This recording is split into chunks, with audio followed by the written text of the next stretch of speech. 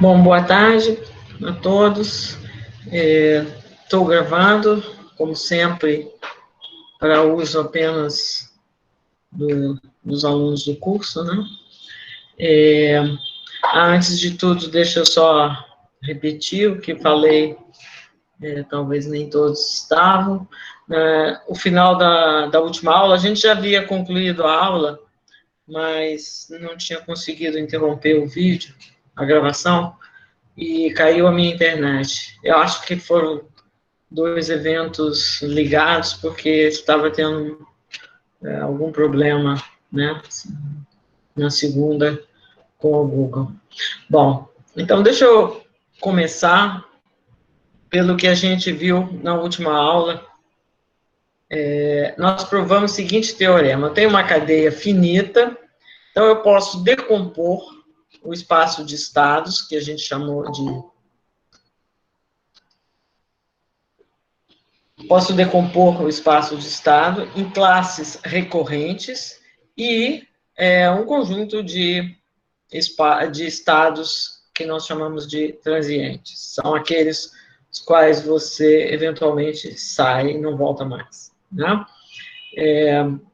Isso aqui é um fato geral.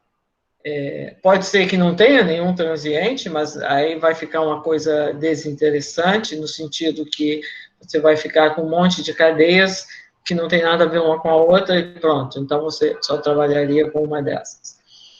Agora, sempre tem que ter pelo menos uma dessas classes, tá? E isso a gente provou simplesmente extraindo, né, para cada elemento que não está em T, que não é transiente, a gente foi extraindo, construindo a classe que o contém, que é um conjunto fechado e redutível que contém esse conjunto. Foi fazendo, né? Então, como o conjunto é finito, depois de um certo número finito de etapas, você exaure tudo e está concluída a demonstração, né? Mas, mais do que a demonstração, então, o que a gente tem para uma cadeia finita é essa, você tem uma matriz finita, né?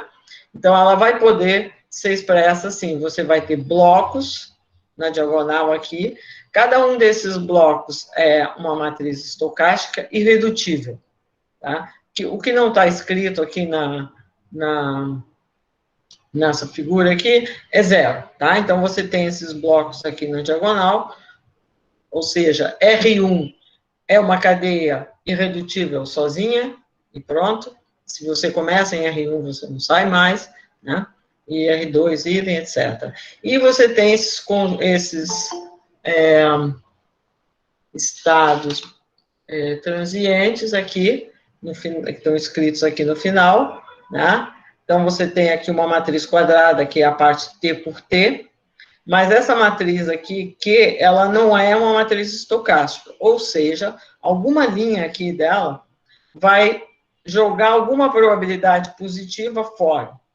Não sei aonde, porque é o que está escrito o caso geral. Tem um W aqui esse W tem que ter pelo menos alguém que não é zero. Ele não pode ser totalmente zero, senão o Q seria uma outra classe redutiva, tá? Ou seja, aqui, quando você entra num R desses, você não sai mais, né? E quando você começa no T, você fica no T por algum tempo, dependendo dessa Q, você vai ficar no tempo, e em algum momento você sai. Quando você sai do Q, né, que é através do W, você vai cair em algum lugar, depende do que tiver aqui, né? Depende das probabilidades, etc. Você vai cair em algum lugar. Se você cair, sei lá, no R1, por exemplo, tudo bem, você vai para o R1 e não sai mais. Aí você fica no R1 e a sua cadeia passa a ser aquela associada ao P1, né? Então, devido a isso, vão ter várias coisas de interesse, né?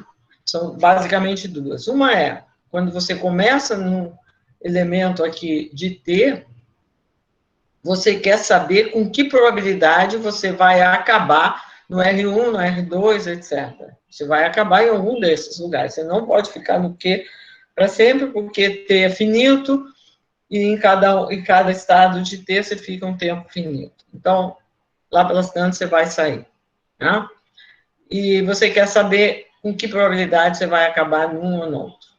Tá? E a outra coisa é o que acontece numa cadeia dessas. Então, aqui a gente fica no caso de uma cadeia irredutível, recorrente, uma cadeia finita, irredutível tem que ser, uma cadeia finita e irredutível tem que ser recorrente, por isso que a gente está vendo aí, tá bom? Então, vai ser isso que a gente, esses dois problemas que a gente vai querer tratar. O primeiro, a gente já, quer dizer, o primeiro não, o caso de uma cadeia irredutível, a gente já falou alguma coisa dela, mas vamos voltar a falar, né?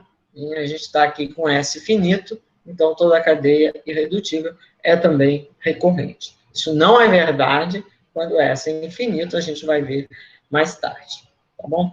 Então, a sua cadeia, a sua matriz é assim, aí significa que quando... Deixa eu tinha colocado esse comentário aqui para não esquecer, né? O T pode ser vazio, nada impede, você tem esse monte de classes, mas elas não têm nada a ver umas com as outras, né? Você não passa de uma para outra, então é um monte de cadeias, são cadeias independentes. O que não pode ser vazio é o R. Algum R vai ter que ter. Pode ter só um, mas tem que ter. Tudo bem. Então, para entender o comportamento a tempos longos, né, saber, uma primeira pergunta que a gente quer saber exatamente, eu começo em algum elemento de T e gostaria de saber quanto tempo eu vou ficar em T, né, e gostaria também de saber com que probabilidade eu vou acabar num ou no outro R. São esses dois problemas, tá? Então, para fazer isso, a gente vai ter que, obviamente, olhar o comportamento da cadeia da matriz P elevado a N, né? Porque essa matriz é que me diz o que acontece depois de N passos. Bom, acontece que quando você olha a matriz P elevado a N, é simplesmente você vai fazer as potências dos blocos, né? Aqui fora é zero, vai continuar zero. O Q também é um bloco na diagonal, vai ficar aqui elevado a N, mas tem esse W, que vai ser outra coisa, sei lá, o W vai ficar mudando, né? Aqui W é uma matriz retangular, isso aqui não é a potência de W, é uma matriz que depende do N, né? Porque a gente vai ver agora os exemplos, vamos ver exemplos, tá? Mas o Q elevado a N, porque você imagina o seguinte, poderia pensar que o Q tem todas as linhas que somam só uma linha do Q é que não soma 1, ou seja, só tem uma portinha do T que você pode sair, né? Pode acontecer isso, só tem um elemento de T que permite você sair de T. Então, você começa em algum lugar, você vai ficar dentro de T por um certo número, até que você chegue nesse cara. Quando você chegar nesse, você pode sair com alguma probabilidade que vão ser dada por esse W aqui. Bom? Então, é isso que a gente vai querer fazer. Esse W, ele nos dá exatamente as probabilidades de passar o W que eu estou falando é esse aqui, tá? A probabilidade de passar do Q para um desses R's em um passo, né? Então, poderia ser que uma linha do W tem elementos não zero só em algum pedaço aqui, né? Tá? Pode ser que alguma linha do W só tenha zeros, porque a soma aqui já deu 1 para alguns elementos, tá? Então, tem uma grande variação. Ele só diz qual é a probabilidade de saindo, né? Porque a linha é o estado da onde você está, né? Vamos dizer que você pega um I aqui, tá? É um I, a linha aqui é o estado onde você está. Do I, qual a probabilidade de passar para um elemento aqui, do R1, do R2, etc, etc. Tá bom?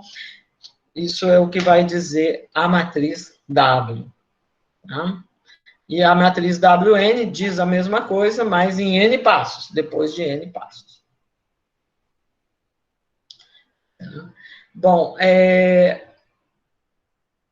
lembrando, você pode, para esse argumento que a gente quer saber aonde que eu vou cair, quando eu começo num elemento de T, eu posso, de fato, imaginar que esses RJs, eles só têm um elemento. Por quê? Porque só quero saber aonde que eu vou cair, no R1, no R2, etc.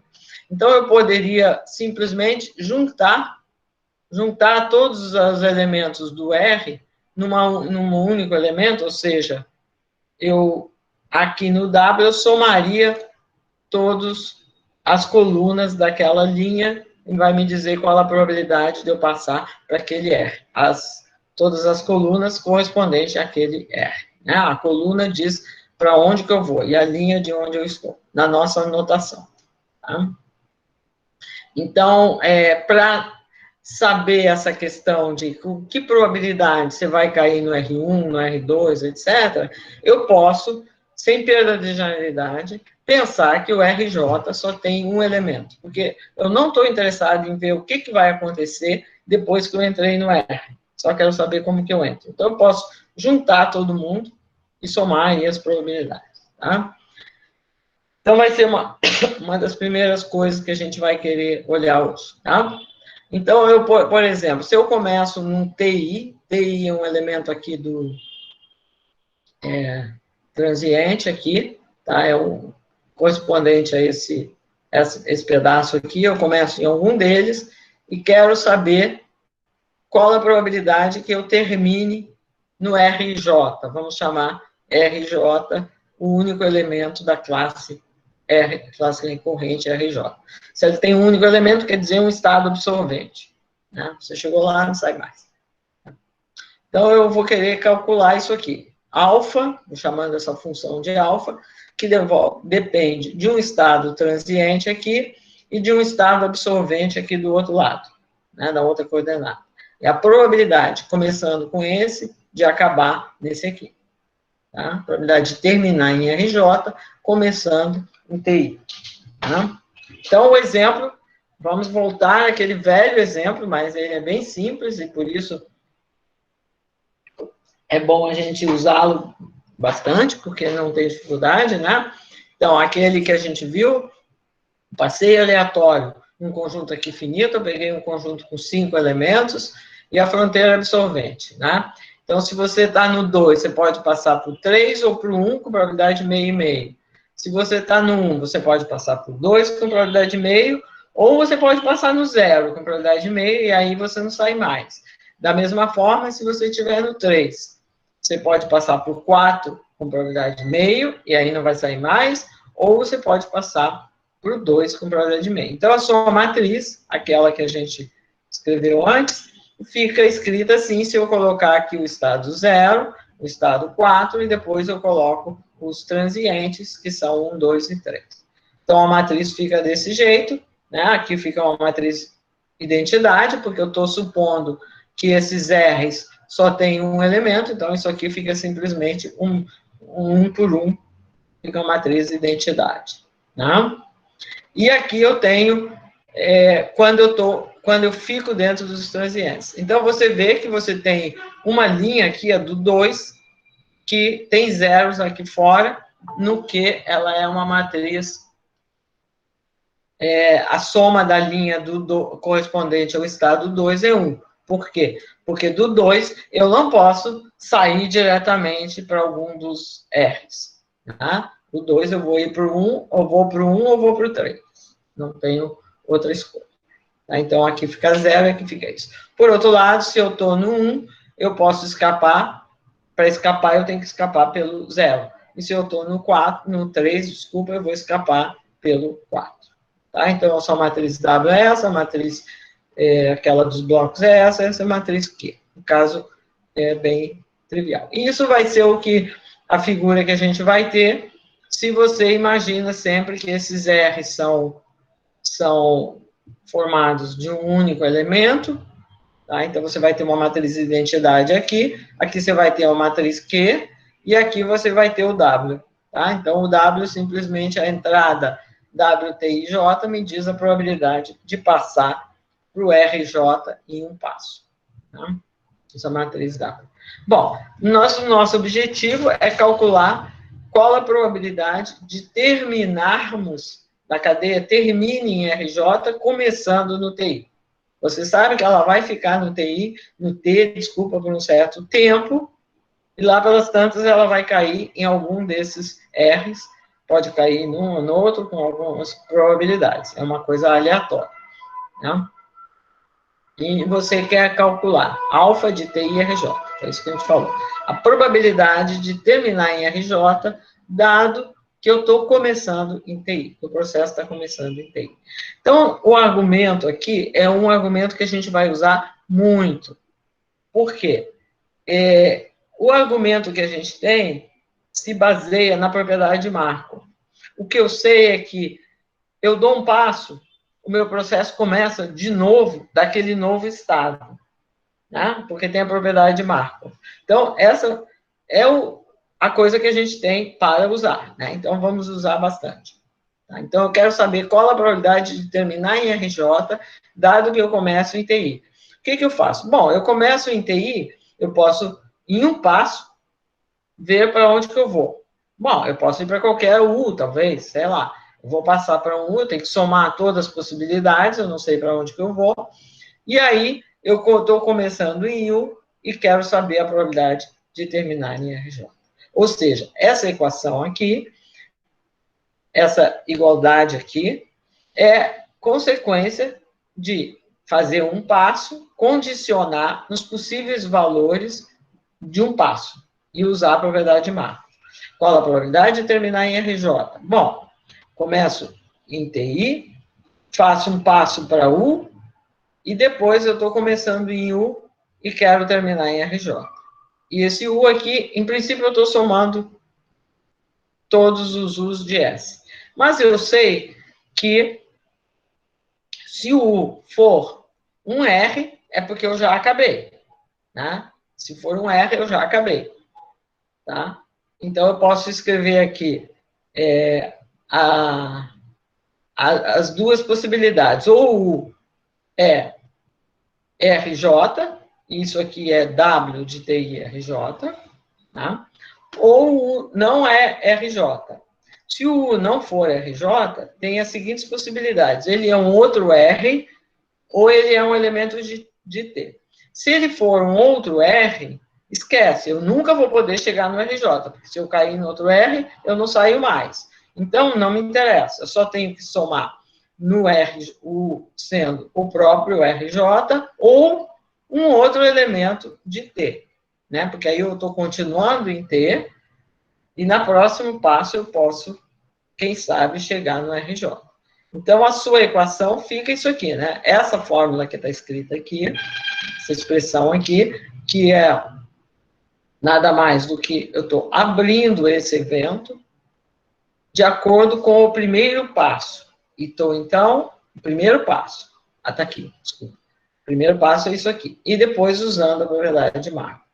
Então, seria a probabilidade de terminar em RJ, dado que, posso dizer, o meu processo, como ele é homogêneo no tempo, posso voltar x0 aqui. Bom? E quando eu estou olhando essa soma, só tem os elementos que interessam nessa soma, são ou o U é igual a RJ, ou o U está em T. Os outros não interessam, porque vai dar zero aqui. Isso aqui vai dar zero. Né? Se o U for um RI, I diferente de J, esse termo é zero, zero vezes qualquer coisa é zero.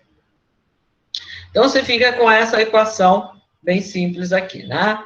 Fica o W, que é direto, ou então, fiz um passeio, fui para alguém em T, de acordo com a matriz Q, e aí eu vou desse novo elemento de T em RJ. Esse TL poderia ser o próprio TI. Nada me impede que eu tenha uma probabilidade positiva de continuar no estado, né? A matriz Q pode ter alguns elementos, não zero, na diagonal. Tá? Então, você ficou com essa equação. Bom, essa equação aqui você pode pensar como uma equação matricial, né? Então, você tem aqui a matriz alfa. Alfa é uma matriz. Ela tem... Quantas linhas ela tem? Quantos elementos de T eu tenho? Eu chamei que era um S, né? Eu falei aqui que eu estava chamando de S. O número de elementos de T. T1 está aqui, desculpem. T1 TS. E K em R. Então, eu tenho S linhas e K colunas, porque as colunas são os vários estados absorventes. Tá? Então, essa é o alfa é uma matriz S por K, que nem o W, é S por K.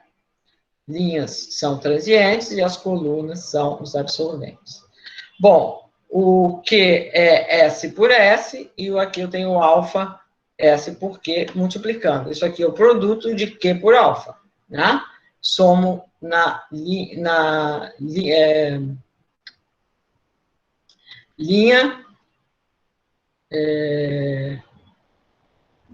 sim, a linha I pela coluna J, certo?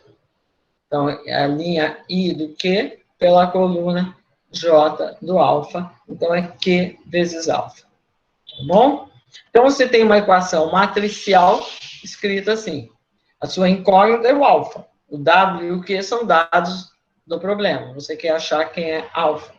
Bom, essa equação, se você preferir, você pode escrever assim. A identidade de tamanho S menos o Q vezes alfa é igual a W. Certo? Eu simplesmente peguei esse termo que está aqui e joguei para cá. Aí ficou alfa menos Q vezes alfa.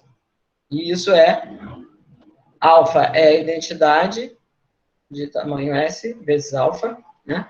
Menos Q vezes alfa. Certo? Vai ficar isso que está aqui. Bom, isso que está aqui, né? Então, aqui você tem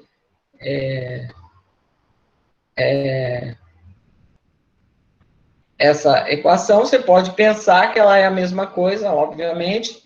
Bom, se essa matriz aqui for o que ela está dizendo, se ela tiver uma inversa, isso aqui você está dizendo que alfa é a inversa dessa matriz. É uma matriz quadrada, S por S.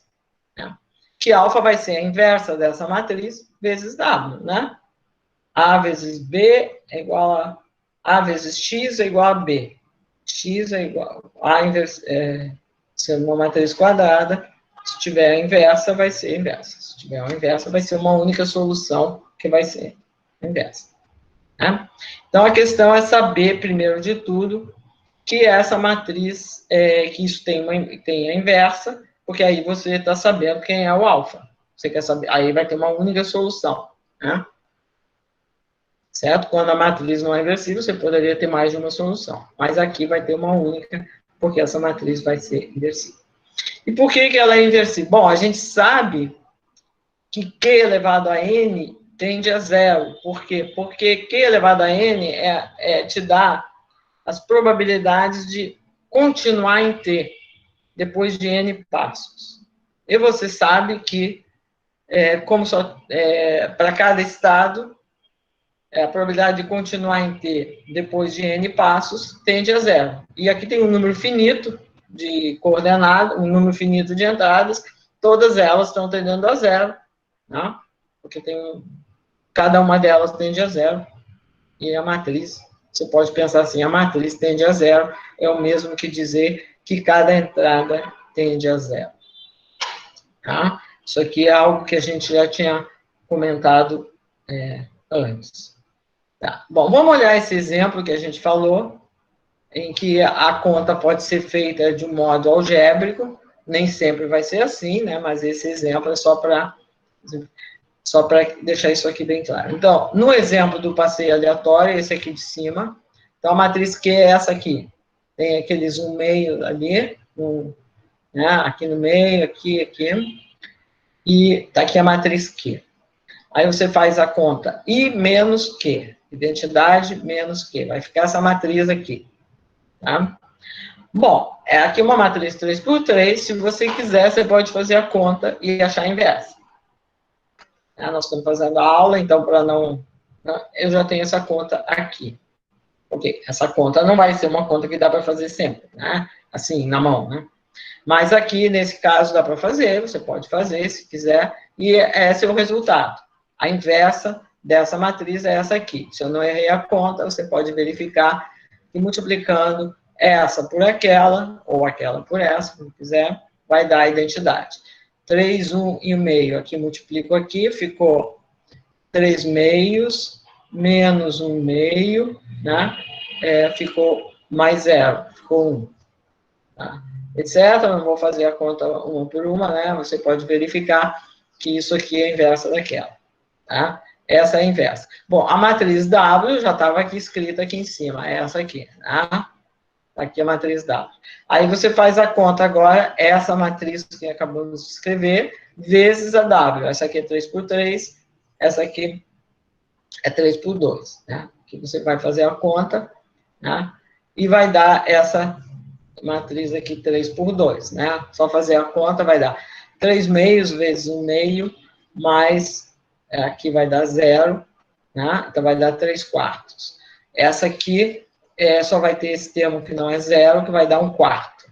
Aí você multiplica esse por esse aqui, né? Então vai dar, aqui você tem esse vezes esse. Isso, vai dar 1/2 aqui, eu mesmo não estou enxergando, desculpa. Né? 1, 2 e 1 vezes 1/2, então vai dar 1/2, etc. Multiplica aqui, vai dar, só tem o último termo, vai dar 1/2. Multiplica esse por esse aqui, vai dar 1/2 vezes 1/2, vai dar 1 quarto, e o resto é 0. Esse por esse aqui, 3 meios vezes 1/2, o único termo, vai dar 3 quartos. Então, ficou essa matriz aqui, que está te dizendo qual a probabilidade de, começando num certo estado, acabar no 0 ou no 4. Então, se eu começo no 2, que está bem no meio, obviamente, com probabilidade de meio eu vou acabar no 0, com probabilidade de meio eu vou acabar no 4. Porque por uma questão de simetria, né? O 2 está aqui no meio, é perfeitamente simétrico tudo em relação ao 2. Então, é claro que a probabilidade de eu acabar no 0 é a mesma de acabar no 4. Como ele é transiente, eu vou acabar em algum lugar com probabilidade 1. Então, essa probabilidade de acabar no 0 é meio, e a de acabar no 4 é meio. Então, esse caso, não tem dúvida, né? Aí, o outro, é claro que o 1 tem uma probabilidade maior de acabar no 0 do que no 4, né? Porque ele pode acabar no 0 em um passo, aí, mas não, ele pode ir para o 2, aí começa tudo de novo, etc. Essa conta que a gente fez. Então, aqui é 3 quartos, e o outro é o contrário, 3 quartos, uma questão simétrica. Tá? Então, aqui a gente fez a conta na mão, porque é um caso em que só tinha 3 estados transientes. É óbvio que a gente vai querer fazer isso de uma outra maneira, né? Quer dizer, a conta é a mesma, mas a gente vai querer desfrutar de alguma propriedade para poder fazer a conta na mão sem grande esforço. Tá? Então, bom, fizemos esse cálculo aqui. Bom, eu talvez... não, deixa eu... Daqui a pouco eu comento. Aqui eu vou comentar um pouco mais, né? Porque eu quero dar interpretação. Aqui fica mais natural. Tá? Então, a gente está vendo que aparece essa matriz aqui, né? M vezes W, M é essa matriz, I menos Q menos 1. Tá? É importante, ela tem uma interpretação importante. Vamos olhar qual é a interpretação dessa matriz. É uma matriz S por S, onde S é o número de estados transientes. Tá bom? Então, vamos fazer a seguinte conta. Se eu pego um estado transiente, eu vou olhar essa variável aqui. Quanto tempo que eu fico nesse estado? Né? YI é a soma desde 0 até infinito, ou seja, estou somando para todo N, o indicador de xn igual a I. Tá? Então, tipo, eu começo no I e vejo o tempo total que o meu processo passa em I. Eu sei que vai ser uma variável aleatória finita, porque ele é transiente, então, lá pelas tantas eu vou sair. A gente já sabe até que o valor esperado é finito. Tá? Então, mas vamos olhar essa variável. O valor esperado dessa variável. Né? A gente já sabe, mas estamos refazendo a conta. Bom, aqui eu estou fazendo, eu posso fazer o cálculo o x0 pode ser igual a i ou pode ser outro transiente, tá? Porque eu posso ficar andando um pouco nos estados transientes, como aqui nesse exemplo eu tinha o 1, o 2 e o 3 transientes, eu poderia andar um pouco nesses estados antes de acabar a brincadeira, né? Então, vamos dizer que eu começo num outro transiente, pode ser o mesmo, pode ser outro, U, vamos chamar de U.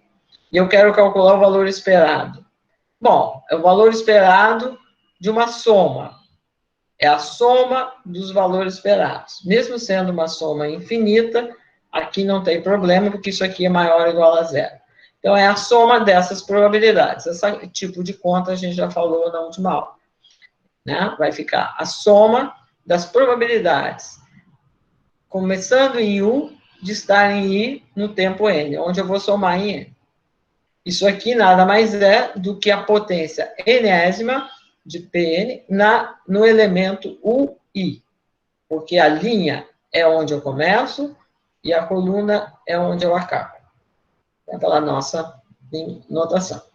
Então, esse valor esperado vai ser isso aqui, que a gente já sabe que deve ser finito, porque a nossa matriz, nosso estado I é transiente. O tempo total que eu vou passar em I vai ser finito.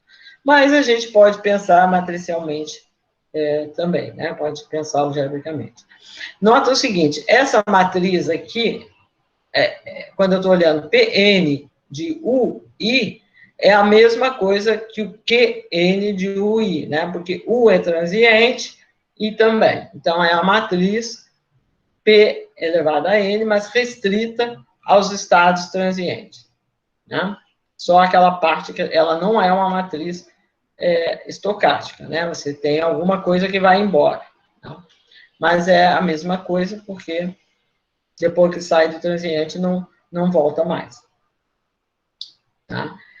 Então, significa que, como eu estou somando isso aqui, o que eu estou dizendo é que esse valor esperado é M de UI, onde quem é M? M é isso, é I, que é o termo N igual a zero, é a identidade, né? Vai dar 1, se I for igual a 1, vai dar 0 se não for, né? Porque eu estou começando em U e estou perguntando qual a probabilidade de que x0 seja igual a I. Bom, vai ser 1 se I for igual a 1, vai ser 0 se não for. Então, vai ser isso aqui, a matriz I mais Q quadrado, etc. A soma dessa série. E essa série é convergente porque Q elevado a N tende a zero, né? Certo? Você tem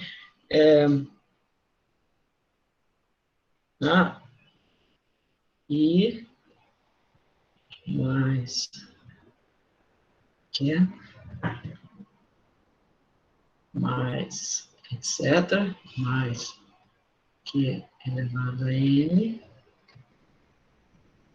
Isso aqui, né? Que nem quando você faz com números, no intervalo 0, 1, porque tudo é positivo aqui, mas poderiam ser números de modo menor que 1. Deixa eu passar um pouquinho mais espaço.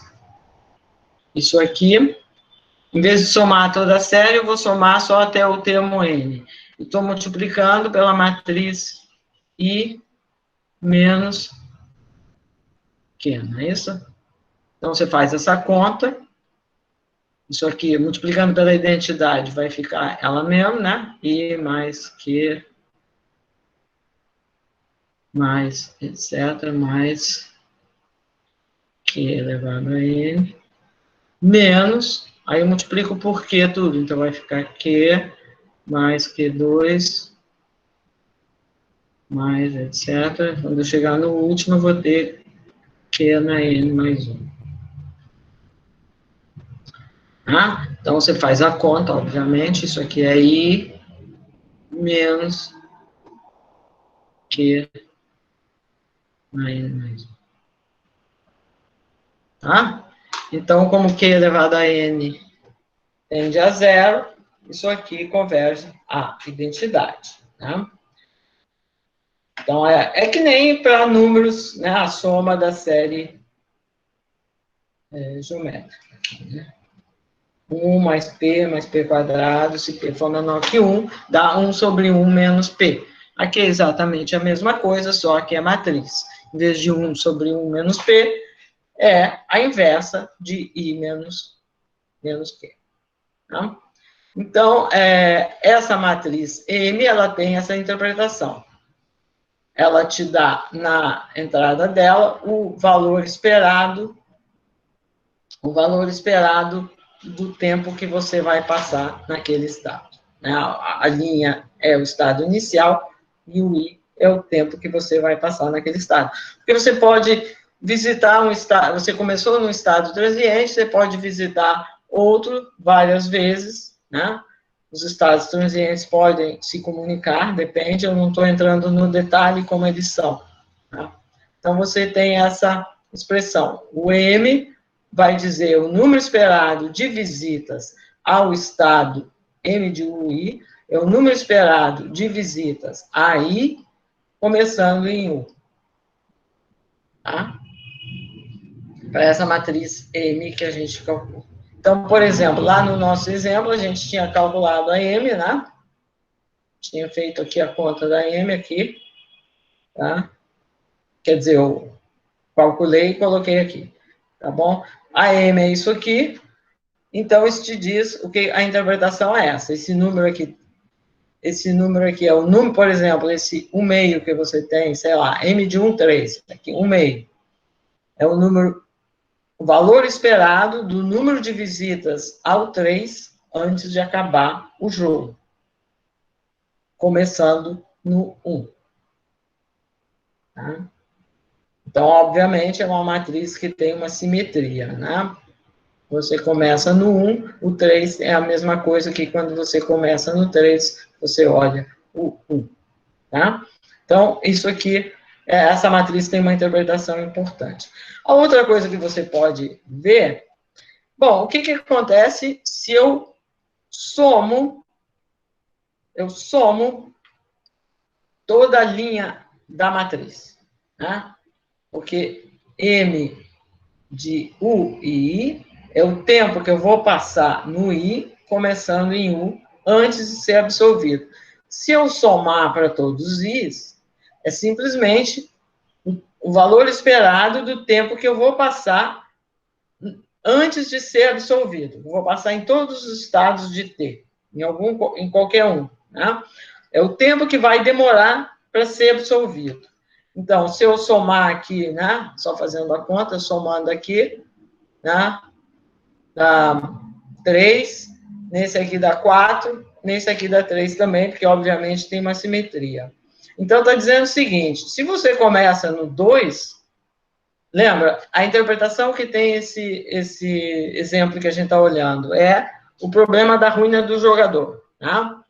Você começa bem no meio, então está perguntando, né, você tem começa bem no 2, qual o tempo médio que vai demorar para acabar o jogo? Vai acabar no 2, no 4, com probabilidade de meio, ou no 0, com probabilidade de meio. A gente já viu isso, porque tem uma simetria e a gente fez a conta. Tá? Mas quanto tempo vai demorar? Bom, a duração média do jogo é esse 4 aqui. Nesses aqui é 3, nesse aqui é 3. Né? Porque eu vou somar aqui o tempo que eu vou gastar no 1, mais o tempo que eu vou gastar no 2, mais o tempo que eu vou gastar no 3. Somando isso aqui é o tempo que eu vou gastar no 1, 2, 3, obviamente. Então, depois, ou seja, o valor esperado do tempo de absorção, o tempo que vai chegar no 0 ou no 4. No caso, é 4. Né? Tá? Então, é uma conta que, nesse caso, dá para fazer na mão, mas que a gente vai querer ver como fazer em geral. Tá? Então, em geral, eu vou pegar um qualquer, essa soma é o valor esperado do tempo que passa em T antes de ser absorvido, começando no 1. Tá bom? Tá, eu fiz aqui um exemplo, deixa eu passar para o...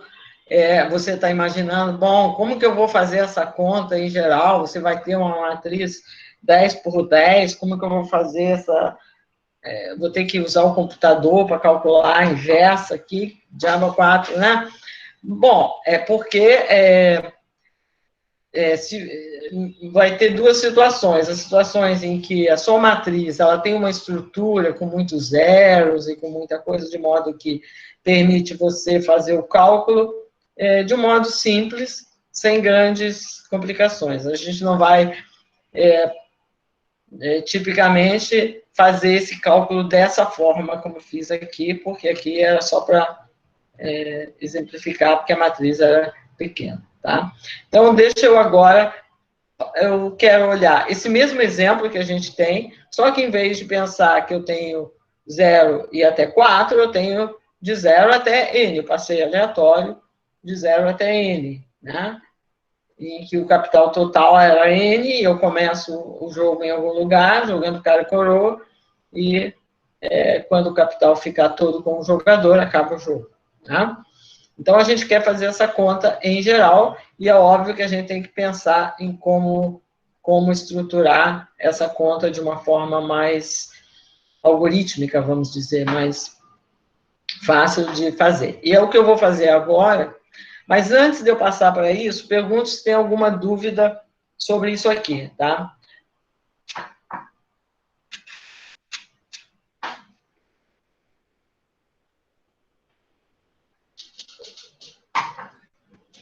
Não? Podemos ir adiante? Nenhuma dúvida?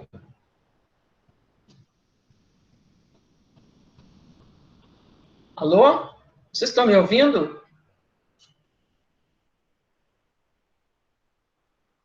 Aham. Ah, tá. Pensei que tinha ficado sem internet, porque eu não escutei nada. Tá. Ah, desculpem, aqui você respondeu, alguém respondeu no link. Tá, obrigado. Então, não tem nenhuma dúvida, podemos.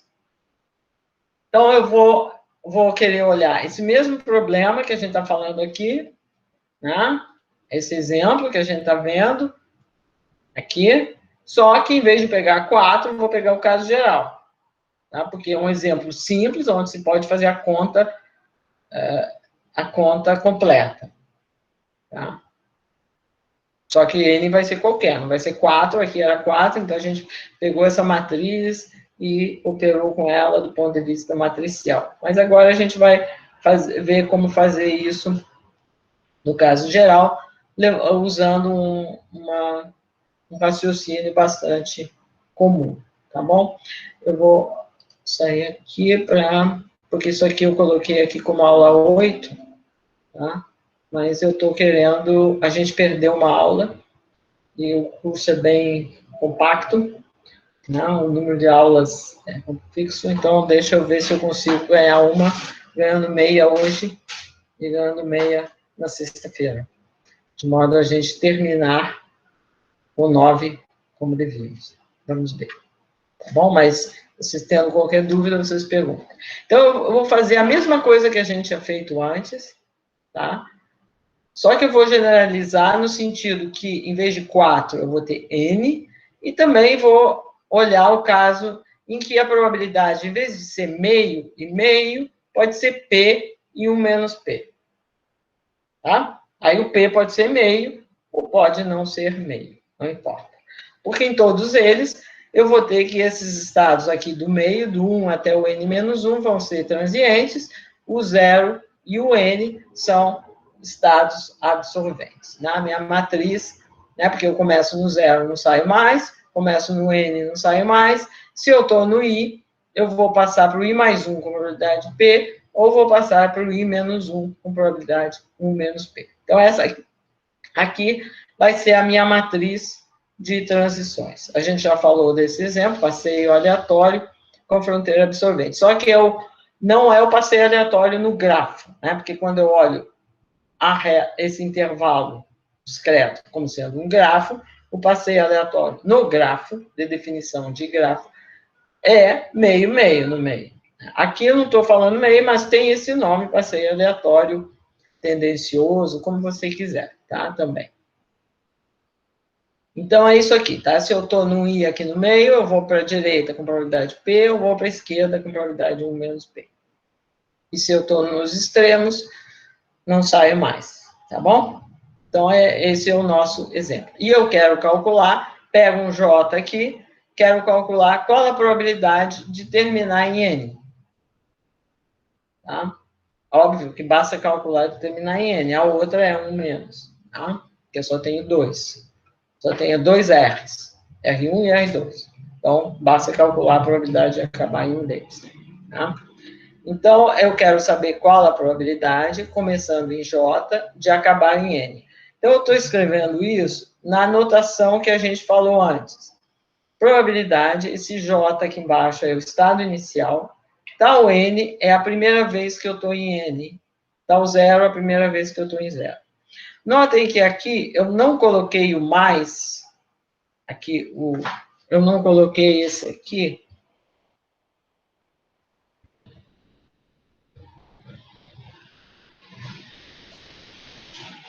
porque eles são a mesma coisa se o J não for N. Né? Tal N é igual a tal mais N se o J não for N. Porque a única diferença é que esse aqui não olha o que acontece no tempo zero. Então, eu só não coloquei por uma questão de elegância da anotação. Por quê? Porque aí, quando eu pego J igual a zero, o P0 é tal zero, é zero. Então, essa probabilidade passa a ser zero. Quando eu pego J igual a N, eu estou em N, tal N é zero. Então, essa probabilidade passa a ser 1. Só para ter exatamente essas condições de fronteira escritas assim. Tá? Então, eu chamei aqui tal N, é o menor N, maior ou igual. Tem muito N, né? Desculpa. Tal N é o mínimo dos Ks maiores ou iguais a zero, tal que xk igual a N. Tá bom? Então, a diferença é essa. Esse aqui começa no 1 e esse aqui começa no 0. Tá? Não faz, só muda se você começa naquele estado, senão não muda. Tá? Então, eu tenho essa função, que é aquela matriz que a gente falou que queria calcular. Só que, como eu só tenho 2 estados absorventes, né? Eu só tenho duas colunas. Tá? Então, como a soma é 1, então basta eu calcular uma delas. Então, eu só quero calcular a probabilidade de acabar no N. Né? Que nem eu tinha naquele exemplo, só tinha duas colunas. Tá bom? O número de linhas aqui agora é de 1 a N menos 1. São todos os estados transientes. Tá? Então, eu quero fazer essa conta. Bom, lembra qual era o nosso método geral? O método geral é você fazer um passo e usar a propriedade de Markov. Né? Eu faço um passo, posso fazer esse passo para a direita ou para a esquerda, e aí uso a propriedade de Markov. Então, o meu processo começa de novo desse novo estado. Então, se eu quero calcular αJ, então é a probabilidade começando em J. Bom, se eu estou em J, eu tenho probabilidade P de ir para o J mais 1. Então, eu dou um passo P, e aí eu quero saber qual a probabilidade de chegar no N antes do zero, começando em J mais 1. Então, alfa de J mais 1. Ou eu dou um passo para o J menos 1, com probabilidade 1 menos P, e aí eu quero calcular a probabilidade, é o alfa, do J menos 1. Então, eu tenho esse sistema de equações verificadas como consequência da propriedade de Markov. Tá? Então, eu tenho aqui n menos 1 equações e eu tenho n menos 1 incógnita. Né? E é fácil de resolver esse sistema de equações. Lembra que você tem essas condições de fronteira aqui, que o alfa de zero, né? Porque ele entra aqui, o zero, e aqui pode entrar o n menos 1, o n, né? Mas as condições de fronteira estão dadas, e por isso eu estou escrevendo a equação assim. Tá? Por isso que fiz essa coisa, só para a anotação aqui ficar consistente, tá? Então, eu quero resolver essa equação. Bom, vamos usar... bom, você pode fazer de várias maneiras. Bom, uma maneira conveniente aqui é o seguinte, transformar numa equação de diferenças, ou seja, escrever como uma equação para as diferenças, αj menos αj menos 1, certo? Ou αj mais 1 menos αj. Por quê? Porque vai ficar mais fácil, a gente vai obter uma expressão iterada e vai... Bom, porque vai ficar simples, é melhor fazer do que dar muitas explicações filosóficas antes, né? Então, eu quero... o truque comum para fazer isso é dizer o seguinte: você pensa, aqui você tem 1, né? 1 vezes αj. Esse 1 eu posso escrever como P mais 1 menos P, certo? P mais 1 menos P é 1. Então, eu botei esse 1 aqui na frente, e aqui do lado de cá está igual. Aí, o que eu faço? Eu junto o termo com P de um lado e o termo com 1 menos P de outro lado. Então, aqui eu tinha P vezes αj mais 1. E aqui eu tenho P vezes αj. Então, eu puxo o αj para o lado de cá, né, vamos dizer, vai ficar P vezes αj mais 1 menos αj. Certo? Do outro lado, vai ficar 1 menos P, αj menos αj menos 1. Então, vocês viram que fica uma equação muito simples, porque fica uma coisa iterada nas diferenças, né? Se você chamar essa diferença do αj mais 1 menos o αj, vamos dar um nome para ele, vamos chamar de dj, você ficou com essa equação aqui, né? P, você ficou com isso aqui. P vezes dj, deixa eu escrever, deixa eu apagar isso aqui primeiro, porque fica muito...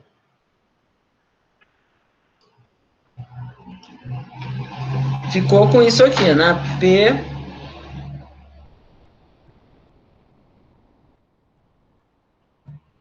vezes dj é igual a 1 menos P vezes dj menos 1, certo? Fica isso aqui, muito simples. Então, vamos dizer que se P é igual a 1 menos P, P é igual a meio, então está dizendo que dj é igual a dj menos 1, que os d são todos iguais, né? Vamos deixar esse caso... Bom, tudo bem, podemos, por enquanto, começar olhando junto, né? Então, essa equação aqui está dizendo... Bom, está dizendo isso. Eu, obviamente, itero e eu tenho uma única incógnita, né? Porque dj é 1 menos p dj menos 1, eu itero, eu obtenho dj é 1 menos p sobre p elevado a j, d0. Tá? Então, eu fiquei com uma única incógnita aqui, que é o d0. Né? Mas o que mais que eu sei? Eu sei, bom, quando eu somar esses d's, se eu somar os d's, d0 mais d1 mais dj menos 1, o que eu vou ter? Uma soma telescópica. Então, vai ficar o αj menos o α0. O α0, por escolha, é 0, né? Porque α0, começando no 0, eu já estou no 0, não posso chegar no n antes do 0. Então, vai ficar isso aqui, tá? Em particular, quando você somar o j você somar até o n menos 1, você somar todos, vai dar αn, que é 1. Certo? Então, você tem uma única incógnita, que é o d0, porque agora você tem essa soma aqui, é 1. Então, você sabe que isso aqui é 1. Põe o d0 aqui, põe o que é cada um desses, que é isso que está aqui, né? Bom, isso aqui é uma série, uma PG, você sabe fazer a conta, né? Agora aqui vamos fazer a conta, no caso, P igual a meio ou P diferente de meio, né? Porque se P é igual a meio, isso aqui é 1 sempre, isso aqui é N, né? Mas vamos pensar que P não é meio. Tá? Se P não é meio, isso aqui é PG, né? Então, isso aqui você faz a conta, isso é esse cálculo imediato aqui, né? Então, você obteve que é D0. Né? Você obteve que D0 é isso, Uma vez que você sabe quem é D0, você põe o D0 aqui, você sabe quem é todo o DJ, você sabe quem é o alfa, né? Então, alfa J, pelo que a gente falou aqui, é a soma. É essa soma aqui da nossa PG, o D0 você já descobriu, até J menos 1. Bom, você faz a mesma conta da PG, o D0 você já sabe quem é, você obteve explicitamente alfa de J para todo J. Né? No caso, P igual a meio, isso aqui é simplesmente, é mais simples, né? Que é simplesmente 1, né? Todos são iguais, D0, se P é igual a meio, aquele número ali é 1, todos os D são iguais, e a soma tem que dar 1. Então, o D é 1 sobre N, porque a soma tem que dar 1, né? É isso aqui, D0 é 1 sobre N, então, fazendo a conta, o alfa J é J sobre N. Né? Então, está dizendo que alfa J, lembra, é a probabilidade de acabar lá no N. Então, é como se você tem uma função linear, né? Esse alfa é a probabilidade de acabar no N. Aqui está no 0 e aqui está no N. E é uma função linear. Bom, não está em escala, obviamente. Isso aqui é 0 e aqui é 1, né? Tá bom? Essa função aqui linear que vai entre 0 e 1, linear, só que ela só interessa os valores discretos. No exemplo que a gente tinha, era aquele primeiro lá, era 1/4, 2/4, 3/4, depois 1. Agora aqui, isso é a mesma expressão para todo N, é essa expressão. No caso, P igual a meio. No caso, P diferente de meio, você tem essa expressão um pouquinho mais complicada, né? Vamos dizer. Essa probabilidade cresce ou decresce, depende do P ser maior que meio. Se P for maior que meio, ela cresce à medida que porque esse número aqui é maior. Bom, ela cresce em J, mas como que ela cresce depende do P, né? Mas você pode calcular explicitamente sem nenhum problema, tá? Então, o que a gente fez foi um cálculo, vamos dizer, mais indireto, em vez de pegar aquela uma matriz, de que tamanho, essa matriz está cheia de zeros, é por isso que você, como ela está cheia de zeros, você só pode fazer passo entre o I e o I mais 1 ou o I menos 1, é conveniente a gente pensar como uma equação de diferenças. Tá? É como se fosse uma equação diferencial, mas a tempo discreto. Tá? Então, isso se torna bastante simples, você tem esse cálculo explícito. A gente poderia pensar a mesma coisa para calcular o M, né? Que o M nos dava o valor esperado do tempo. Então, eu posso usar o mesmo método para calcular lembra que eu chamei de M, de UI, era o valor esperado do tempo que eu passo em I antes de ser absorvido. Tá? E aí, quando eu somava nos Is, eu tinha o valor esperado do tempo de absorção. Né? Eu posso calcular isso de uma forma mais simples, né? Nesse caso. Desculpem, aqui tem um problema de notação que eu chamei de T, uma outra coisa, né? T para mim era o estado dos transientes, mas aqui é outra coisa. Põe um chapéu aqui, né? Bom, eu não vou mudar a notação, porque todo mundo está vendo que é uma variável vetorial. Vamos chamar, já que T tinha outro destino.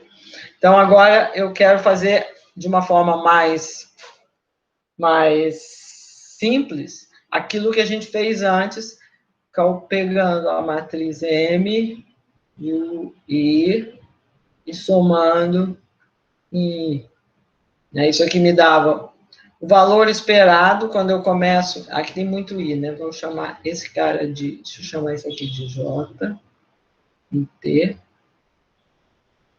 J, e vou chamar isso aqui de I. Tá? Então, isso aqui era o valor esperado do tempo que eu passo em I antes de ser absorvido, ou tempo médio para ser absorvido. Tá? Até ser absorvido, não é antes, até ser absorvido. Tá?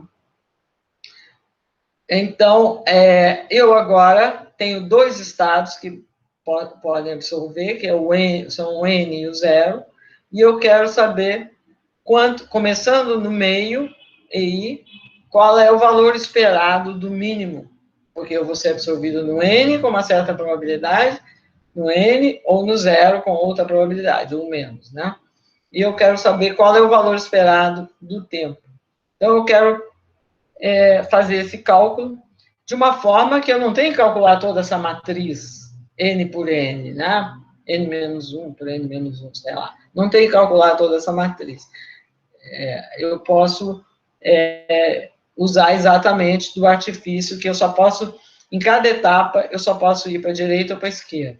Então, vamos usar o mesmo método, que se chama equações de diferenças, tá? Que foi isso que a gente usou antes, para calcular isso aqui. Então, eu quero saber quanto tempo demora para ser absorvido, começando em I. Bom, aqui I está no meio, porque se I for zero ou I for N, isso aqui é zero, porque eu já tô lá. Né? Se o I é zero, o tal zero é zero. Se o I é N, o tal N é zero. Então, o mínimo é zero. Então, você faz o mesmo truque de antes. Qual é o truque? Fazer um passo e usar a propriedade de Markov. Então, eu quero saber, eu começo no I e quero saber quanto tempo eu demoro. Bom, eu com probabilidade P, eu posso ir para a direita, e aí eu vou estar no I mais 1, e vejo quanto tempo eu demoro. Ou eu posso ir para a esquerda, eu vou estar no I menos 1. Então, ou você escreve assim, ou aqui, que dá na mesma, né? Eu tenho o primeiro passo, se o I está no meio, eu vou demorar pelo menos 1. Porque eu não estou no zero nem no N. Então, 1. Se eu der um passo para a direita, vai ser P vezes a probabilidade, a P é a probabilidade, e aí eu vou estar no I mais 1. Ou eu vou dar um passo para a esquerda e eu vou estar no I menos 1. Então, o AI satisfaz essa equação aqui. Né? E agora você resolve essa equação. Tá? E dá para resolver mais ou menos como a gente resolveu anteriormente. Eu vou fazer aqui só o caso P igual a meio, e vou deixar para vocês olharem, mas a gente volta na próxima aula, vocês voltam a esse assunto na próxima aula, o caso geral. Então, vamos dizer que P fosse meio. Se P é meio, essa equação que está aqui fica assim, AI é igual a 1 mais a média dos vizinhos. Então, se você faz aquele mesmo truque de transformar isso numa equação de diferenças, a equação fica AI mais 1 menos AI, dividido por 2 é igual a I, menos AI menos 1, dividido por 2 menos 1. O que eu fiz? Eu botei aqui 1 meio mais 1 meio, que é 1, né? E depois eu transformei numa equação de diferença. Só que tem esse 1 sobrando aqui, que no caso, dependendo do que eu escreva, ele fica mais ou menos. Do jeito que está, né? Como eu deixei o AI mais 1 desse lado, e ele está no lado oposto, ele vai ficar menos. Né? Certo? AI mais 1 menos AI, e passei o AI menos 1 para o outro lado, e o 1 para o outro lado também. Porque ele estava aqui no mesmo lado do AI mais 1. Agora ele está em lado oposto, então ele tem sinal menos. Bom, uma conta algébrica simples, né? Então, agora, se você chama essa diferença de DI, como antes, a sua equação aqui passa a ser isso aqui. DI é DI menos 1 menos 2, porque multiplica. É só isso que está escrito aqui. DI é igual a DI menos 1 menos 2. Não? Então, você tem que DI é D0 menos 2 vezes I. Você vai iterando essa equação, chegou nisso aqui. O que mais que você sabe? Bom, você sabe que a soma dos DIs, como ela é uma diferença, a soma é uma soma telescópica, né? Então, a soma é o último menos o primeiro. O último é a N, o primeiro aqui é a zero. Então, vai ficar zero, porque a N é zero, a zero é zero. Então, a soma dos DIs é 0. Mas o que é essa soma? Bom, eu escrevo o que é. É D0 vezes N, porque eu tenho N termos, menos 2 vezes a soma dos Is. I variando de 0 até N menos 1. Bom, essa soma você sabe fazer. Soma de I de 1 até N menos 1 é N vezes N menos 1 dividido por 2. O 2 tem um 2 multiplicando, ele vai sumir. E você fez a conta e viu que descobriu quem é D0. Uma vez que você descobriu quem é D0, que é N menos 1, né? A solução disso aqui, você tem quem é o AI. O AI é a soma dos D0s. Dos DJs. De 0 até o I menos 1, porque DI é a diferença. Então, você faz a conta, você só substitui o que é, tá? E obteve quem é AI. Tem essa fórmula bonitinha. O que é isso? É uma função que começa no 0, vai crescendo, e depois começa a decrescer simetricamente. Se o n for par, por exemplo, tem exatamente no meio. Bom, enfim, essa função aqui é como se fosse a função, se você pensasse na função, no intervalo 0,1, a função x1 menos x. Se você normalizar adequadamente. Tá? Então, no exemplo que a gente tinha feito antes, n era 4. E essa expressão ficava 3, 4 e 3. São os casos de interesse. Tá? Tá? Então, aqui a moral é só ver que dá para a gente usar o método das equações de diferenças, é super importante, extremamente útil, mas é como se fosse um método para resolver a equação. Mas por que ele funciona? Porque nesses exemplos, porque a minha cadeia ela é muito simples. Eu só posso dar um passo, eu tenho uma coisa linear, né, num segmento, e eu posso só dar um passo numa direção ou na outra, eu só posso andar entre os vizinhos mais próximos. Então, por isso que me permite transformar numa equação muito simples para as diferenças, chamado método de equações de diferenças.